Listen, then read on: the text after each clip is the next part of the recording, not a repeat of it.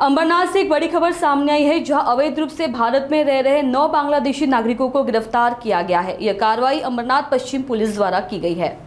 Police के अनुसार अंबरनाथ पश्चिम क्षेत्र के सर्वोदय नगर स्थित सृष्टि हिल सोसाइटी में ये 9 बांग्लादेशी पिछले 4 सालों से अवैध रूप से रह रहे थे। जैसे इसकी जानकारी अंबरनाथ पश्चिम पुलिस स्टेशन के प्रभारी अधिकारी राजेश गज्जल को मिली, उन्होंने तुरंत कार्रवाई के आदेश दिए। इसके बाद पुलिस टीम ने मौके पर पहुंचकर सभी 9 आरोपियों को हिरासत में ले लिया। गिरफ्तार किए गए लोगों में 5 पुरुष और 4 महिलाएं शामिल है। उनके मोबाइल फोन और दस्तावेजों की जाँच में यह स्पष्ट हुआ है कि वे बांग्लादेशी नागरिक है। अब उनसे पूछताछ की जा रही है कि वे भारत में कैसे और किसकी मदद से दाखिल हुए और 4 वर्षों तक यहां कैसे छुपे रहे। हालांकि इस कार्रवाई के बाद एक बड़ा सवाल खड़ा हो गया है कि जब ये लोग पिछले 4 सालों से अंबरनाथ में रह रहे थे तो स्थानीय पुलिस को अब तक इसकी जानकारी क्यों नहीं मिली। क्या इस पूरे मामले में किसी स्थानीय व्यक्ति की मिलीभगत है? फिलहाल पुलिस पूरे नेटवर्क की गहराई से जांच कर रही है।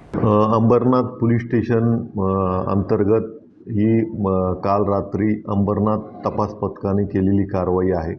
यामध्ये गोपनीय माहितीद्वारे आम्हाला आज समजलं होतं की काही बांग्लादेशी इथं वास्तव्यास आहे।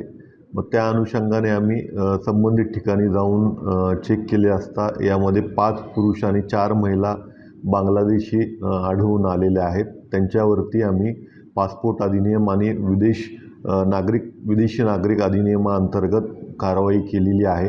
आज रोजी मान्य न्यायालयासमोर संबंधितांना अटक करून आम्ही हजर केलेला आहे।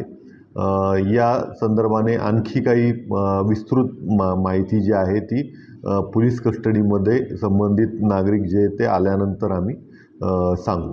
सर, अशा नागरिकांना जे आश्रय देतात, भाड्यावर राहण्यासाठी रूम देतात, त्यांना डॉक्युमेंट बनवून देतात, त्यांच्या कुठल्या पद्धतीने कारवाई केली? आम्ही एक स्टँडिंग ऑर्डर काढलेली आहे की कोणत्याही नागरिकांना रूम भाड्याने देताना त्यांचं पूर्ण जे KYC आहे ते संबंधित पोलीस स्टेशनला कळवणे बंधनकारक आहे। परंतु काही नागरिक ही माहिती जी आहे ती लपवून ठेवून पोलीस स्टेशनला ही माहिती देत नाहीत। त्या अनुषंगाने संबंधित अधिनियमाअंतर्गत त्यांच्यावरती कारवाई करण्यात येईल।